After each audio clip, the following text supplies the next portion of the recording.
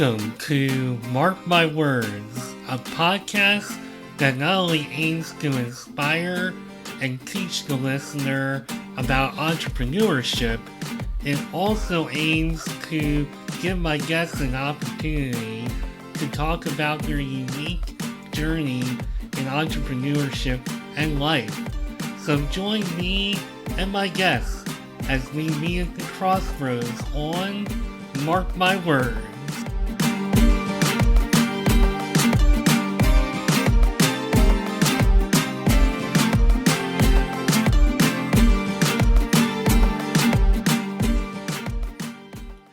So today on Mark My Words, I have a guest who might be the first guest all time to hail from Auckland, New Zealand, and she is a rapid transformational therapist. And before I hit record, she said, quote unquote, soul trader, which she's going to explain a little bit more about. She has a real interesting backstory that kind of like led her to where she is today as a rapid transformational therapist, which is a real mouthful to say all at once. And she is Lorraine Maguire. Welcome, Lorraine, to Mark My Words. How are you doing today? Oh, thanks, Mark. It's great to be here. And thank you for having me on your podcast. I love your podcast name, by the way, Mark My Words, using your name. It's brilliant. And yeah, I'm really good down here in New Zealand today. It's a beautiful sunny day, so I'm feeling pretty good. Yeah, it's not. I don't know. I know if you're looking at the video, it looks pretty sunny, but I think it's actually more like overcast. But it is warm here. So I don't know how warm or cold it is in New Zealand today.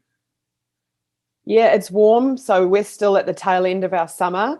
Mhm. So it's nice and warm. It's like beautiful blue sky out there today. And I can feel the temperature coming up in the house. So it's going to be a hot one today. Yeah, I work from home these days and I spend a lot of my day in my PJs. And when I got ready to do this episode, I did my thing. I got ready, changed into some lighter clothes because I was in like, a hoodie and sweatpants. And all of a sudden I'm like, how is it more warm now than it was when I was wearing all that stuff? It just all of a sudden got really warm. Brilliant. I know I find that over the day because I work from home as well.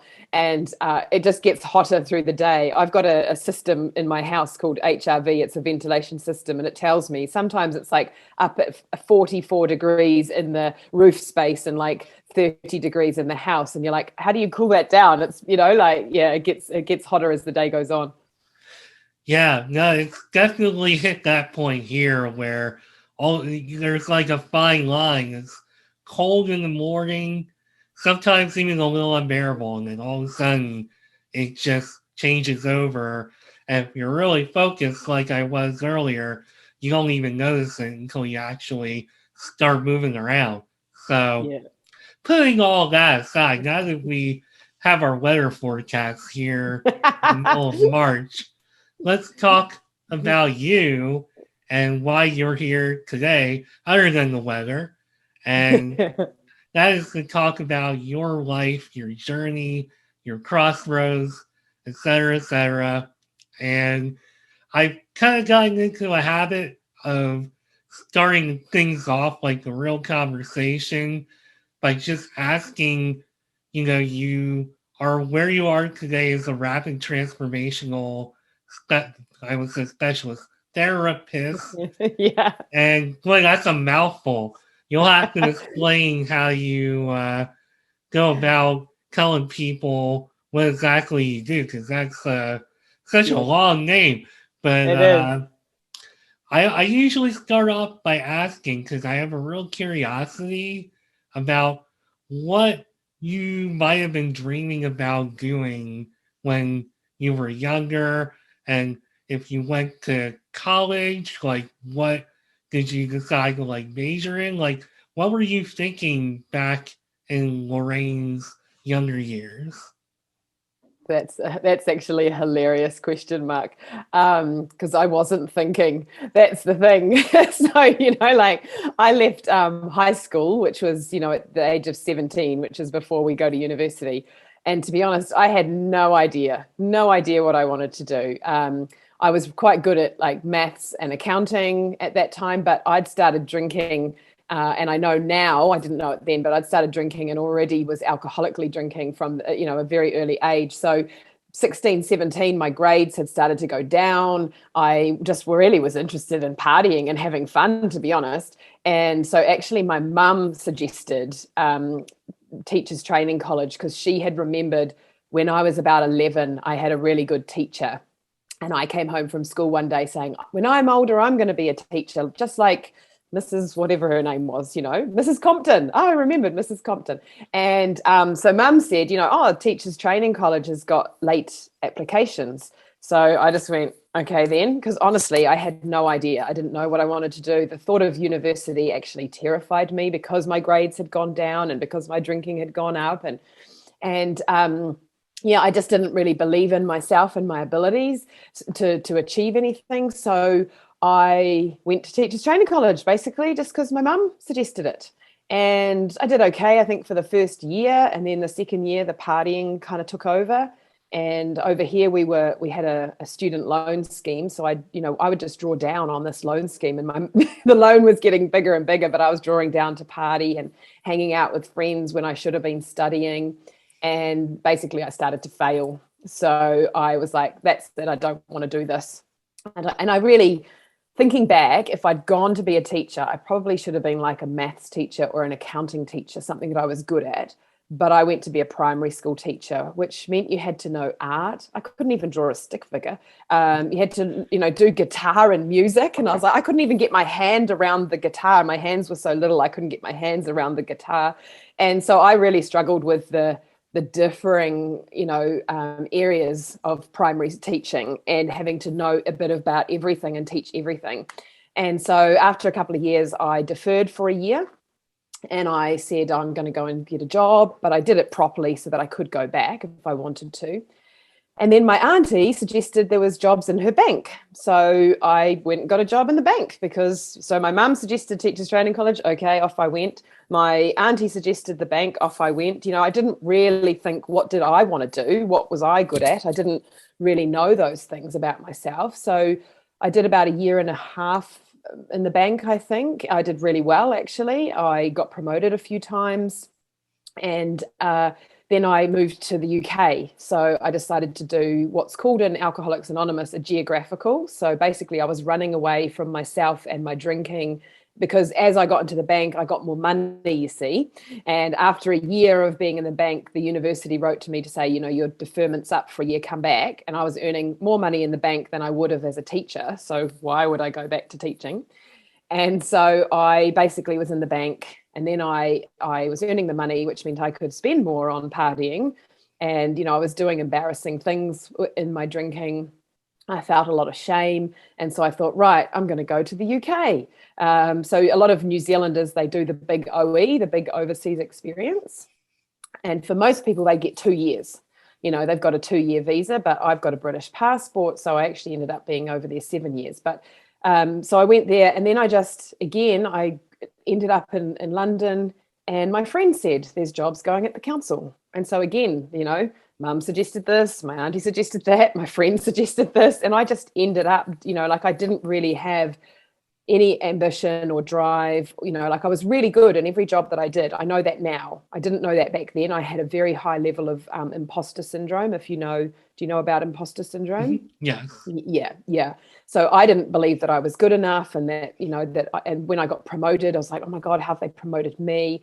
And then, after a few years of being in London and getting sober in London, when I came back to New Zealand, my dad suggested the job in the council in New Zealand. So it was like basically my career history until becoming a rapid transformational therapist.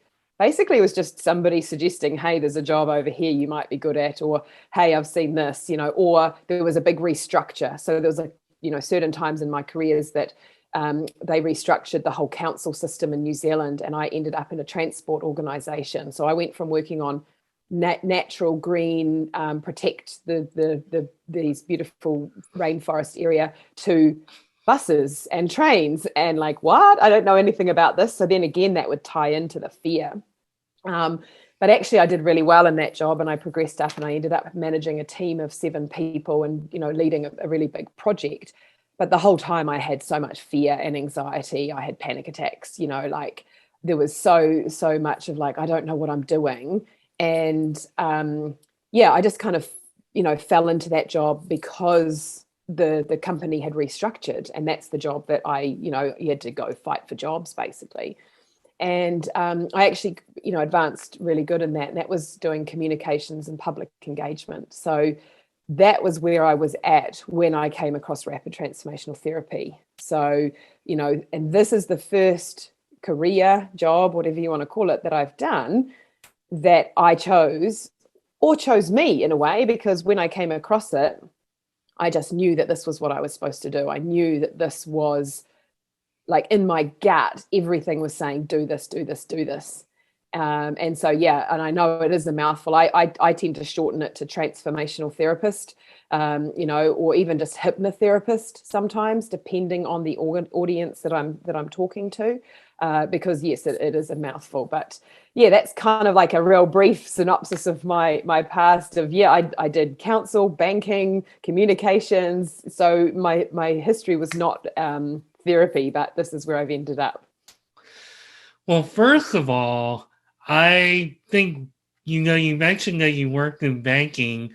Little known fact about me that I don't think I ever talked about on this show. I worked for a very, extremely short time in banking. I am not a mathematical person by any stretch of the imagination. I would even go as far as to say I suck at math. I'm terrible. So decide to become a bank teller? Well, it was a part-time job. It was real close to the university that I was intending to transfer to.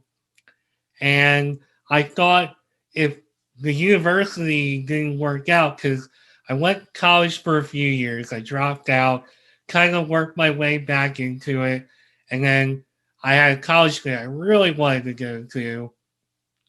And I was going through so many transitions and undecided on what to do, even though I knew what I wanted to do for like my whole life. That's a whole nother story there. But Yeah. I decided, for whatever crazy reason, try my hand at working in a bank. And when I went away to the training, I guess the training was like an hour away from where the bank was. So first of all, I couldn't keep up with the rest of the class to save my life. And secondly, the thing that really spooked me out was the company I worked for. They showed a video, and kind of like a reenactment of what like a bank holdup would be Oh like. gosh. And it was pretty extreme. They were showing like the fake money with the powder or whatever that is on the money, the ink, and it Yeah. was like pretty real. It was gangsta, and I was just like, no, I don't want to be in this situation. Above all the bad counting, the slow counting, and whatever, I don't want to be in that situation. So I think like a day or so later, I was like, look, I'm quitting this whole thing, and I'm just going to concentrate on school. I shouldn't be doing this. So that's that story. But That's brilliant. listening to you talk about your path, I'm really impressed, because you mentioned imposter syndrome, yet you were like so successful. Like, it sounds like you just bounced around and everything just came natural. You were getting promotions, and believe me, that was not my life at all. Like, I found like the one thing that I'm passionate about and I'm good at, and I've kind of like eventually wound up sticking to that, because if I didn't do that, I'd still be bouncing around job to job, probably no promotion, probably just kind of bouncing around aimlessly. So it's really interesting to me that, you on some level had, you have like this real talent and are very adaptable and can learn. In Mm. fact, like I'm really impressed, but yet you still had that imposter syndrome. Have you ever asked yourself like why that might have been? Yeah, so it's interesting you say that because I had one of my bosses in the UK in London. It was one of the Ealing Council, and we were in the housing division. I used to go into. He was great. I used to go into his office. Andrew Potter was his name, and I used to go into his office, and I'd be having a total meltdown, and I'd be like, I can't do this job. Why have you given me this job? I don't think I could do this. And and he would do stuff and say stuff. And then I would come out of the office going, yeah, I've got this. I can do this. It was a great skill that he had to be able to do that. But one of the things that he said to me was, where have you got this fear from of failure? Because you do so well. I've seen your CV. We'd done a cross council wide testing day. So we'd done all those kind of aptitude tests, maths tests, language tests, inbox tests, and I'd done exceptionally well. I was top of the organization with my test results. And he was like, where have you got this fear from? And I think with imposter syndrome, what I've learned is that there are different levels of imposter. So there's the perfectionist, there's superwoman or superman, there's the natural genius, there's the individualist, and there is the expert. And I kind of was like the perfectionist, so I had to do everything perfectly. I was also the expert, so I didn't like being called an expert, but the expert needs to know more, got to know more, got to know more. I don't think I know enough, don't think I know enough. So I would do more courses. I would do online. I mean, I loved doing those online aptitude tests to learn more, got to know more. And I think, like I haven't had what I do, an RTT session on it, but I would go back to school, being quite clever at school, the natural genius, things did come quite easily. So when things come hard, then all of a sudden you think, oh, there must be something wrong with me. There must be, like I must have issues or problems and things like that, because this is hard. Why is this hard? And you don't realize that actually for most people, there is a mixture of things. Some things are easy, some things are hard. And that's what I know today. Some things in my life are really easy. I love doing certain things and I'm really good at them. I'm skilled at them. Other things take effort. I have to push myself. I have to, watch that video over and over again before I can get the concept, and it's not just like, oh, I can do it once. But yes, I did. I had an outward appearance of being quite confident. I had an outward appearance of knowing what I was talking about, but it was the insides where I was a jittery mess and I was, feeling anxious. And, like underneath all of that was just this belief of I'm not good enough. And that kind of stemmed into I'm not good enough at my job. I'm not good enough as a person. I'm not pretty enough, slim enough, tall enough, smart enough, put anything enough in there.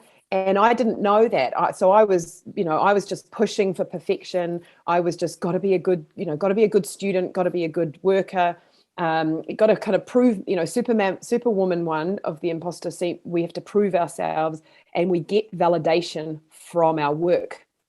So I would feel good about like, oh, I've got this massive project on and look at all these things that I'm doing. And that's where I would get my validation. So when I went from that to this and I wasn't seeing clients, I was building my business, there's the validation gone of like, look at all these things that I've achieved. But then you don't savor your achievement. You don't go, yes, well done, Lorraine, pat yourself on the back, look how good at what you've achieved. You just go, right, what's next? What's next? What's next? Yeah. Well, first of all, if there was a category of imposter syndrome for those of us who listened to grunge and alternative during the 90s, I think I'd be one of those people that would fall under that category because that was like a type of music that really spoke to me. And I was like, a lot of the messages here, like I hate to admit, but I can kind of like relate. And, I think some of that. So I already had a lot of imposter syndrome just from things that were fed into my Yes. mind. Yeah. Being born with cleft lip and palate and having to Yeah. face all the judgments and everything else, but yet knowing inside that, hey, I do feel like I have a lot to offer. I have a lot of Mm. intelligence. And it was just really like a lot of conflicting information for me. So as I grew, I really struggled to believe in myself and would get in these situations where I think it was pretty much being spelled out right in my face that, I mean, look, there was a girl in high school who told me flat out, and this, I remember exactly when it was. It was my 16th birthday. It was in my German class and they were like, "Look, I like you." I was like, "No, you don't." Like I look back now, I'm just like, "What the hell was I thinking?" But I really struggled with imposter syndrome until I kind of like, so I moved away from home in my late 20s and really got out in the world and really got to put myself out there and meet other people, put myself in other situations. And you learn, you grow, you evolve. And one day you put it all together and you're like, I think I was wrong to let all that imposter syndrome get in my way. Like you look back at something like I told you from high school, it's like, Mm. oh gosh, what was I thinking? Like, it's for me it was like I was better than I thought I was. Yes, yes, exactly. And that was the thing as well. Like, I didn't think I was like, I look back and I think, wow, in every single job that I was in, I was really good. I picked it up. I was a good worker. If I was a boss, I would have employed me. I was good at what I did. I was a hard worker. I put in the effort. I put in the long hours, But one of the things you just picked on there, Mark, was, you had the cleft palate, you felt different, right? So when we're children, we just want to feel the same. Like, I like Barbie. I like Barbie too. Who's Barbie? What? You don't have a Barbie? Oh, you're so weird, I like, I don't know, SpongeBob SquarePants. I like SpongeBob. Who's SpongeBob SquarePants? I don't have a TV. I've never seen it. Oh, you're so weird, If you went to like I say this because so many of my clients come to me with this fear of being different, like I don't fit in, I don't belong, I can't connect.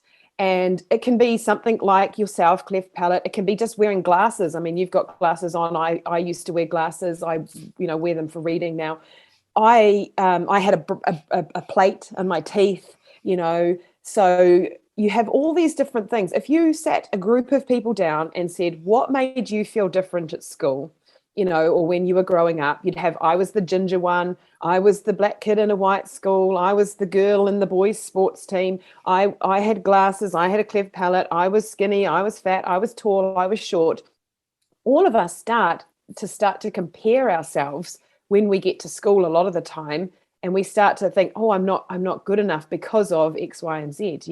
Some people have I'm better than, but a lot of us go to the I'm not good enough because I'm not as pretty as Sarah or Joanne or whoever, and I'm different and I stand out. Nowadays, we all want to stand out, right? We all want to be unique. We all want to be different. We don't want to be the same. And if you go to a party and someone's wearing the same dress, you're like, oh, but that's a real, you've hit the nail on the head there. That feeling different is one of the biggest underlying sources, belief that I'm different, of imposter syndrome.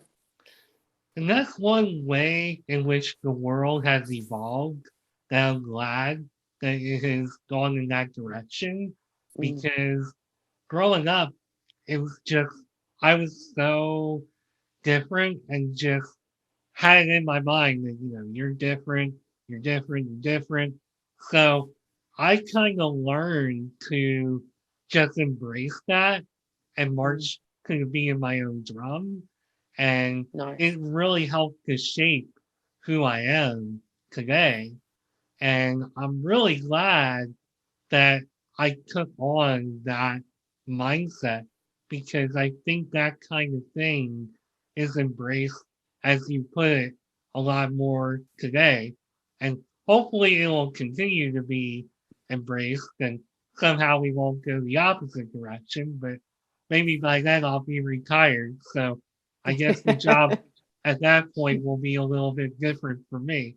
But yeah, I think it's great that people see some of those things differently today. It's awesome. So, with that in mind, and with that being said, speaking of being transformational, let me segue into so you went to the UK and you continued doing all these things, and then there came a point where you decided to become a therapist. When did that happen? Yeah, thanks, Mark. So yeah, I came back from the UK in 2005, I think, and by then I got sober in 2001, so I'll be 21 years sober this year. And I've been doing a lot of work, in 12-step groups, my own, I'd been going to a therapist myself. I'd done, retreats, mindfulness courses, all sorts of things, constantly working on myself since the age of 24, basically.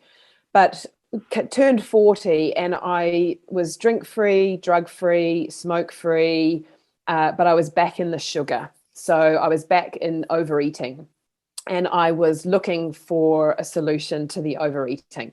So I was unhappy in myself, in my body. I was extremely busy at work. I was doing like 60, 70, 80-hour work weeks with this massive project. And basically my life had kind of just narrowed down to work, the occasional 12-step meeting, and eating, basically. And people would say, oh, how are you? Busy and tired, were a lot of my answers. And a friend of mine sent me Marissa Peer, her video. It used to be called "The Biggest Disease Affecting Humanity is the Belief That I'm Not Enough." And I started to watch a little bit of it. And then I thought, oh, who is this? What is this? I don't have time. It was like, I don't know, about 40 minutes long or something. And so I closed it in YouTube. And then I had dinner with a friend and I was sharing with her how I was struggling with the food and I was really upset. And she mentioned the same lady, Marissa Peer, the same video. And I was like, okay, twice, And I came home on a Friday night. I had, by then I was eating 3 or 4 ice creams a day. So I would drive home, go to the local shop, buy the ice creams, inhale one before I even got home, then eat the rest of the 3 over the evening, go to bed feeling really sick. This night, I'd also eaten a box of scorched almonds, which are chocolate covered almonds. And so I was feeling really, really sick. And I went to bed. Couldn't lie on my back or my stomach because it hurt so much. So I was kind of like curled in the fetal position almost. And I just was like, I can't go on like this. I'm 40, I'm single, I hate my job, I'm stressed, I'm fat again, all of this stuff racing around in my head. There was so much going on at work. And my cat at the time woke me up at 3:30 in the morning and I sorted her out and I was just lying there with a racing head. And I was like, I can't do this. So I turned the lights on, put my phone on, opened up YouTube. There was Marissa's video. And so I thought, why not? I need something to turn my head off. And I watched the video that started about 4:30 a.m. By 5:30 a.m., I was in my lounge. I had cardboard, I had magazines, scissors, and glue, and I was making myself a vision board.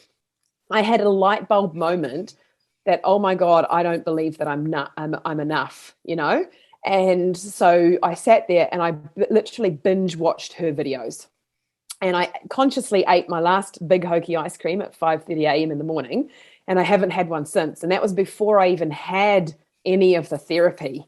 And as I watched her videos, I got to one, this was like April 2017. I got to one that said, you can do what I do.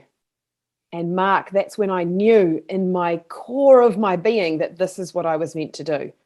And I was like, I'm going to do this. So I followed the process. I had a webinar with her and her team. Then I had a one-on-one with a therapist. Then I went to the bank, got money. I booked everything. I went back, booked the tickets back to London because the training was in London and I was in New Zealand at the time. And I literally, from April to July, by July, I was a certified hypnotherapist. Then I had another year's worth of online training as I, started to see clients. And I went down from 5 days a week to 4 days a week to 3 days a week for the next year. And then after a year, I went full-time, boots and all, I'm going to go into this business and give it a go. But it was like, I just knew that I could do this. I'd mentored women in 12-step therapy, or 12-step, it's not therapy, 12-step, groups. I'd taken people through the 12 steps. I used to speak on the phone and help people all the time. And so I was like, I can do this. But I tell you what, it's been the most challenging thing I've ever done, because even though that's what got me across the door and got me there, and, I got, I think it was like 98.6% in my exam. So I was like super excited about that, and passed my therapy, you had to be observed giving therapy and everything. And then I just came back and I literally started seeing clients straight away. It was just like, just get into it, just do it. So it transformed my life. Like I stopped overeating. I've dropped in kilograms, it's 22 kilograms. I'm not 100% certain what that is in pounds. Then, I was on and off antidepressants for 16 years. I'm completely off them since I think the August of that year I managed to come off them. I was single for 11 years. Now I'm 3.5 years in the most loving relationship I've ever been in. Like all of these, it's just completely transformed my own life. And now I use the therapy to transform other people's lives. So it literally changed my life overnight, from starting to watch Marissa's videos to where I am today. And it's still going. And it's no surprise to me, hearing the first part of your story, that you went all in on this. It really spoke to you, and you went all in on yourself, made all those changes, were able to apply what you learned, and now you're on your way with something that you're really passionate about. And do you first of all, do you think that this is what you were searching for all along? Is just something that spoke to you and something that you could latch onto and be really passionate about? Absolutely. I think everything, like my belief is that everything I've been through, I had to experience in my life, that it's all just been part of my journey. And that, everything was like a stepping stone to the next thing, So, I started, by getting sober. And then I, went on to do my own personal therapy around the anxiety and panic attacks, because, a 12-step group isn't for anxiety, it's for alcohol. And then that led me to learning more about, psychotherapy and therapy stuff. Then I did mindfulness courses, and that helped me to learn more. Everything was just like a stepping stone to the next thing. So even though, like, I do, with my clients, I do pure rapid transformational therapy in the session, I will utilize any experience that I've had. So, I can say to a client, I've been there, I've done that. So when, when I talk to certain people, they're like, you can't have had all of that. And it's like, yes, I've literally overcome drugs, alcohol, smoking, food, relationship blocks, imposter syndrome. Like I literally, anxiety, depression, panic attacks. And because all of those things go intertwined, when you don't feel like you're good enough, you just manifest more and more things that make you feel like you're not good enough. And so this then, when I got to this, like on day one of the training, I hypnotized 4 people in the first day. And I was like, oh my God, this was amazing. I was so high, and, like I'm so passionate about it. I talk to strangers about it. I talk to, like sometimes I think to myself, shut up, Lorraine, they're not interested, but it is fascinating to me. The more that I do this, the more that I see, like just looking at, like I've got some notes sitting next to me, I'm doing some work. And there's like this lady came to see me for migraines. And her mind says, I'm helping you take time for yourself because you never stop. So her mind and body made her stop by giving her a migraine. Like that's how powerful our minds are. The more that I do this, the more that I see how creative, how powerful our minds are. It just makes me just think, just blown away. Like everything I've experienced, I can use to help someone else. And I also now know doing this therapy that you have all the answers within you, Marc. Like if you came to me and you said, I'm coming to see you about some issue that I've never even heard of, I'm like, okay, then that's fine, because I don't need to know, because you have all the answers inside you and in your mind and in your body. And so I just use the techniques to help guide you to find what was the root cause for, like, some of the things we've consciously talked about, but there'll be some things subconsciously that drive us. Like this lady thought she had something physically wrong with her with migraines, and her mind said, no, I'm just stopping you because you won't stop. And it's like, how amazing is that? So yeah, so I am extremely passionate about it. I love it.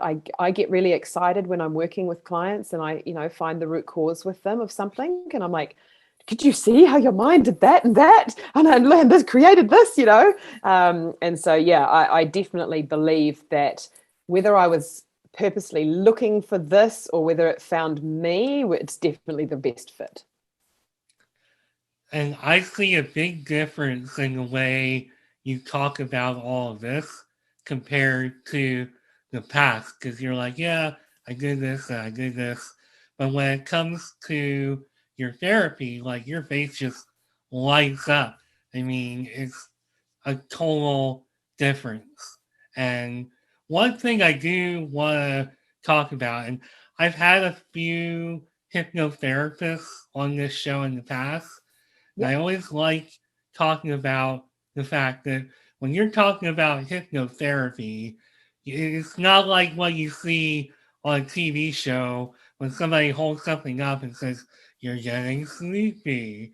Like, it's not like that at all. Maybe if you can kind of explain what that process looks like.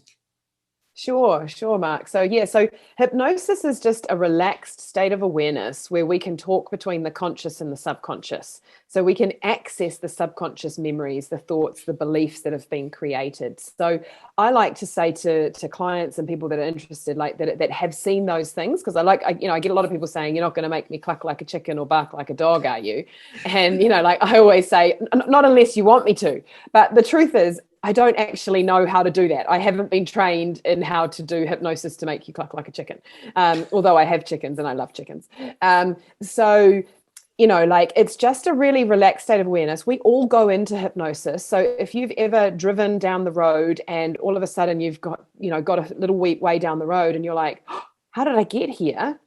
I can't remember the last. Did I go through a red light? Oh my God, did I? Oh gosh, I can't remember the last stretch of my driving. That's where your mind's been in a hypnotic state. So your conscious mind is off thinking about the day, the week, shopping, arguments, whatever, work, and your subconscious mind has taken over and driven the car. So your conscious and your subconscious are both there at that point. And so it's the same as if you're deep into a book or watching TV and somebody's calling you, and you're like, huh, what? You were in that state of awareness. So I say to my clients, it's like being really relaxed and talking to me with your eyes closed. So I was taught a technique where you look up and you get your eyes to flutter a little bit and then you close your eyes, rapid eye movement, because when we go dreaming, it's the same brainwave.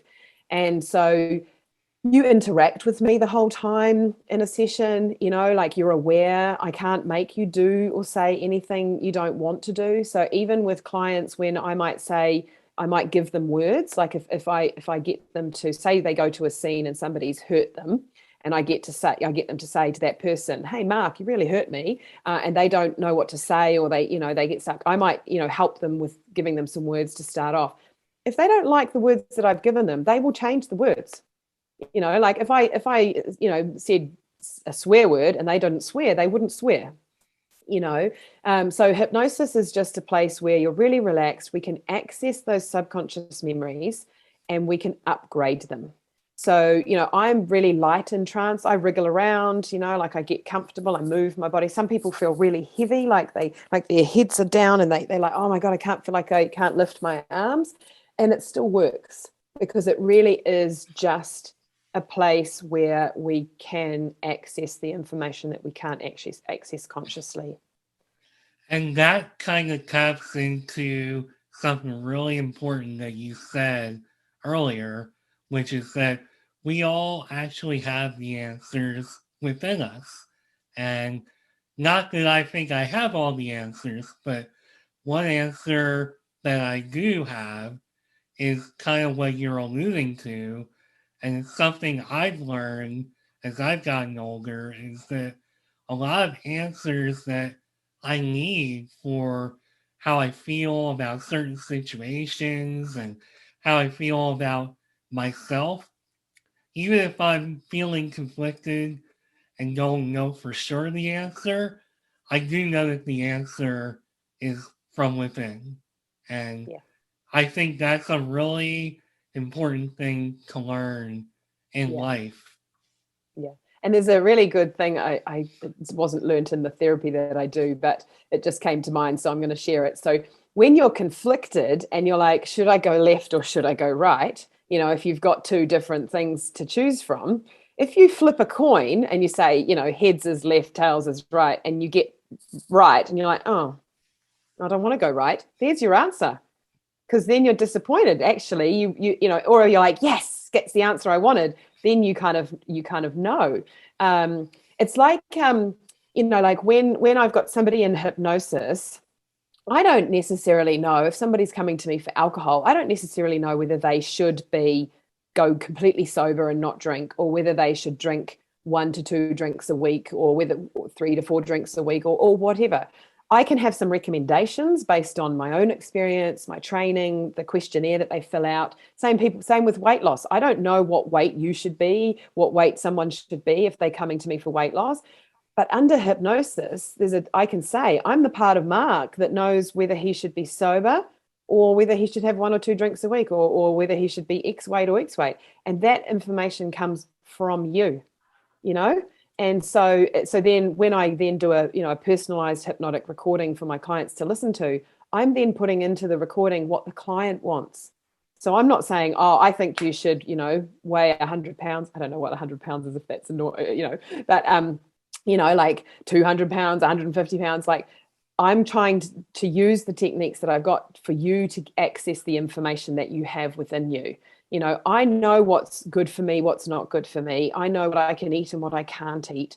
I know these things from my own experience. But so many of us, well, for me anyway, I was constantly looking for an external answer. So for somebody to tell me what I should be doing, how I should be doing it. And so when I started doing this therapy, all of a sudden I went from having a hierarchical, corporate organization with people to go to who were going to tell me what to do, to, oh, I have to do all of this myself. Like right from the admin to the marketing to the therapy, I have to do it all myself. And I'd be like, oh, and I'd ring my mentor and things like that. And it's like less and less I have to do that, as I know, actually, if I just sit quietly and just tap into myself, I do have the answer, and it will come. It might not be the first time I sit down quietly. I might have to do some writing about it. I might have to do some self-hypnosis. I even get my own therapy sessions with therapists because I can't access this stuff by myself sometimes, but I know it's in there. I've just got to clear away some of the things that are hiding the truth. Well, at the risk of sounding like a job interview, one thing I'm curious about as we get closer to the end of this episode, you've accomplished a lot, you've done a lot. What are you most proud of? Are you most proud of the things you've overcome, like the personal things, or are you more proud of standing on your own 2 feet as an entrepreneur? Is it something else? Oh, good question. And as you were asking that, I was thinking, wow, the great thing about that question is that I actually, in the past, I would have been like, I don't know what to say because I don't know what I'm proud of, or I'm not proud of myself. Today, I'm actually sitting here going, I don't know what to say because there's so many things that I'm proud of, which actually makes me feel really emotional because I can see how far I've come, which I'm like really proud of the fact that I'm proud of myself. I think one of the things you said there, I'm proud of the fact that I did this off my own back, that I didn't speak to, like when I came across this, and I watched all those Marissa videos and I booked everything. I didn't speak to my 12-step mentors. I didn't speak to my therapist. I didn't speak to my parents. I didn't speak to anyone. I did this on my own. I decided I was going to change my career. So I'm really proud of that. But I think also one of the things I'm really proud of is that I don't give up. That when I hit roadblocks, when I stumble, when I have challenges, which I do because I'm human, when I have strong, overwhelming, overpowering emotions that I don't know how to deal with, I don't give up. I just keep looking for solutions. I get another therapy session. I speak to a mentor. I do the work. I do the journaling. I, read another, I'm just looking at a pile of books over there that I've got to read. I read another one of those books and I find a solution that I'm constantly growing, that, I'm really proud that I just keep going. And if I hit a roadblock in my relationship, I don't do what my old belief was, which was it's easier and safer to be alone, get out, run, run, run, break it up, end it. I look for a solution. So yes, I'm proud of the fact that I'm 21 years sober this year. Yes, I'm proud of the fact that I'm smoke free, drink free, drug free, 90 to 95% sugar free now, slim, fit, healthy, all these amazing things. But I'm proud that I just keep going, and that I have so many things that I can be proud of. Which in the past, I remember sitting outside a 12-step meeting and somebody said, what's one thing that you like about yourself? Because I was so low, I was literally sitting in the gutter. And all I could come up with at the time was my eyelashes. And I think how sad for that poor young me at 24 that all she could think of that she liked about herself was her eyelashes. And then I think I said, oh, maybe my legs.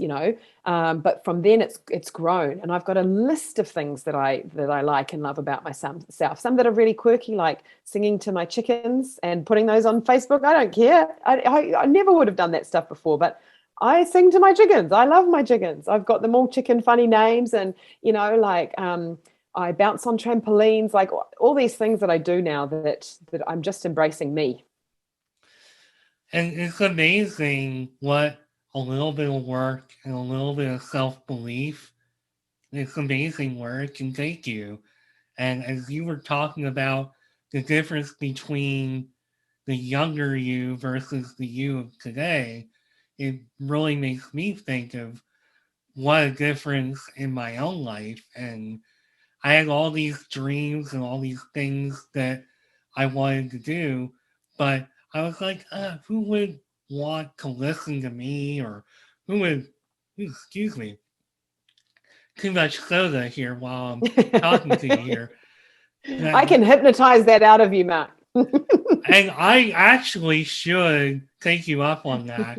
I I've cut back quite a bit, but I still, even with me exercising and trying to take care of myself, eat better, I still, before I did this episode, I was like, I think I need, because all I'm doing is just a 7 ounce. It's not like a 20 ounce or a 30 ounce or multiple of those big ones a day.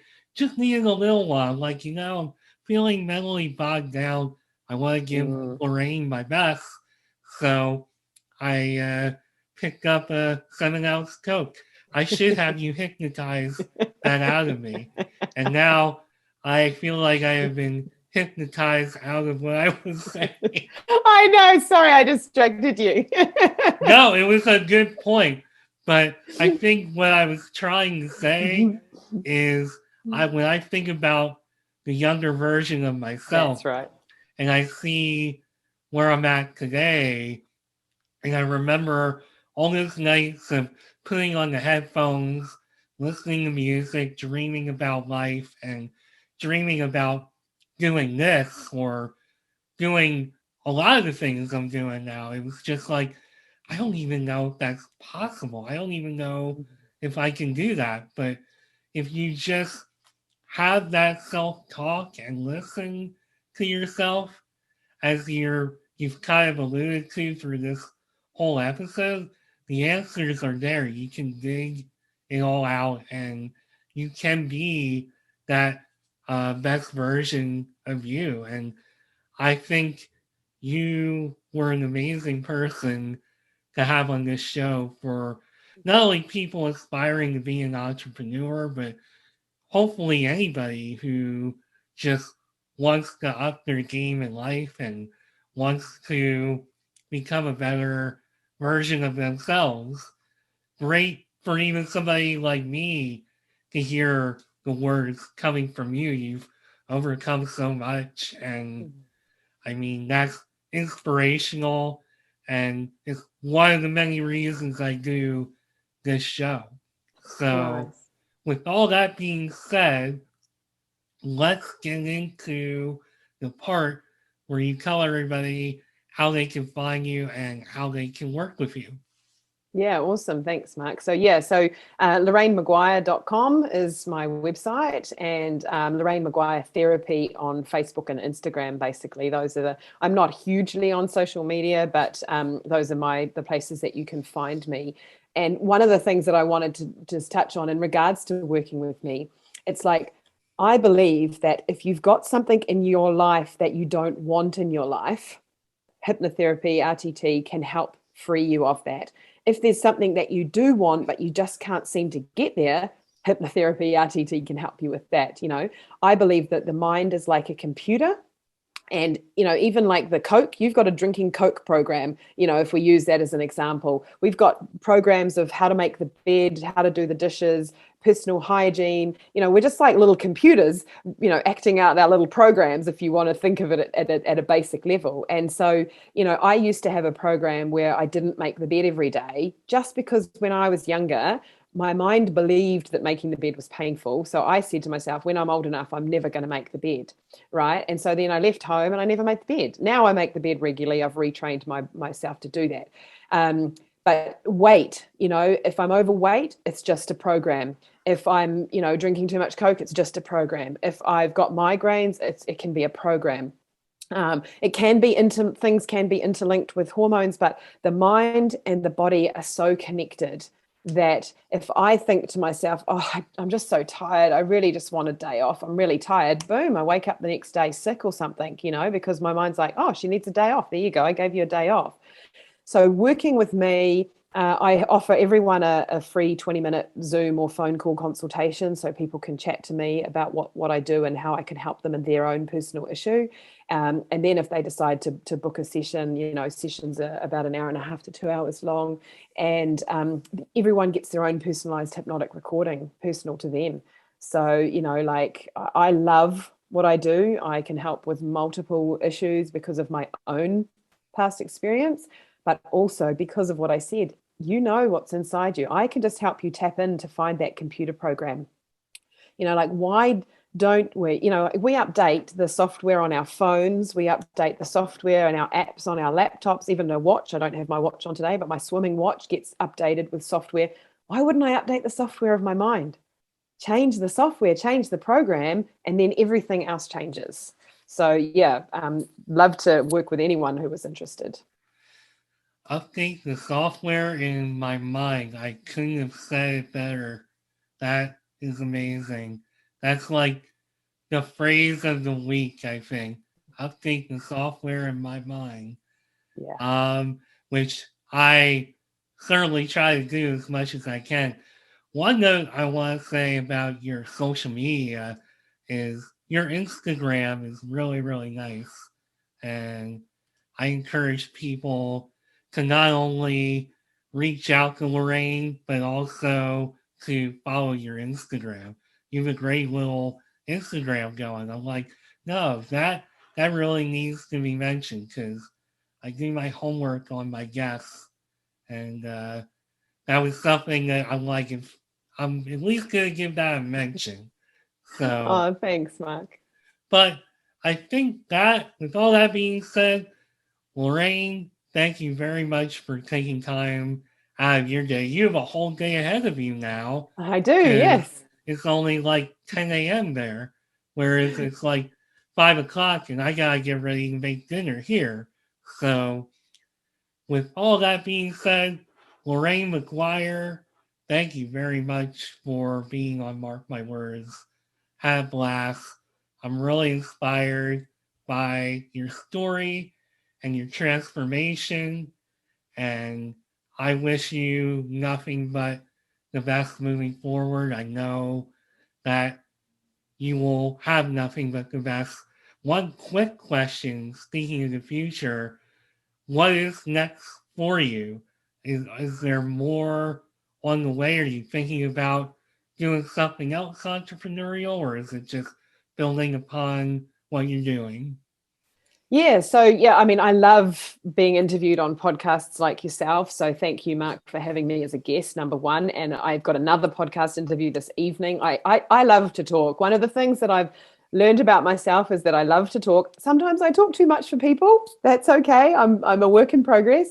But I love to talk. So yes, I want to build my, myself as a speaker, motivational speaker on podcasts, on stages. I used to have panic attacks being on stage. Now I love to stand on stage and speak in front of a room of people. I love to do workshops. So I love the one-on-one client work. But I also love the group work as well. So that's probably going to need to wait a little bit until all the COVID stuff, goes away, because I love the in-person. I have done a lot of group workshops online, and it works just as well online, this therapy. Don't get me wrong. I've had most of my sessions online. But I just I'm a people person. I like to be in a room with people. So going forward, that's where I can see myself, like you were saying about dreaming, envisioning what you want. I can see myself on a stage in front of rooms of people, whether I'm just talking or whether I'm hypnotizing the room of people, watch this space.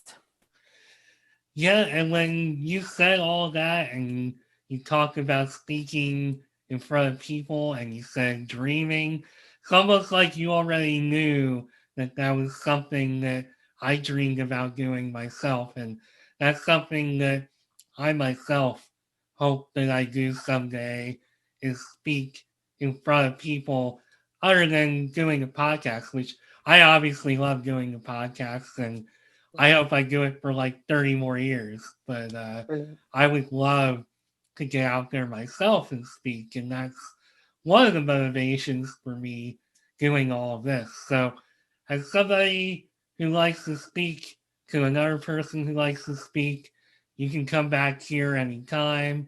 And maybe if I get my act together and start doing some stuff live, I can have you back for that. So, Brilliant. with all that being said, this was Lorraine Maguire. She is a rapid transformational specialist, and I hope a therapist. I almost said specialist. Rapid transformational therapist. I told you that was going to be a mouthful for me. So that is what Lorraine does. Go check her out. Real quick, what I've started doing, quickly telling people you like my show, you like hearing what I have to say, come find me on LinkedIn. My name, Marc Schmidt, M-A-R-C Schmidt. Come find me. I talk about entrepreneurship. I talk careers. I talk anything else that's on my mind. I may even show you a video of me doing my um, oh gosh, droning. I can't even think. This is how I know I need a break. So I just got a drone a few months ago, and I've already posted a few videos. I love kind of tying that into the things I talk about.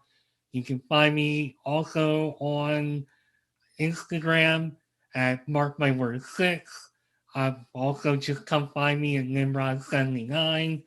I born in '79, Green Day fan my whole life. That's how that ties together. Come find me. Same handle on Twitter, elsewhere on social media. And again, thanks, Lorraine. And I will be back soon with a new episode. Mark my words. Thanks and have a great day.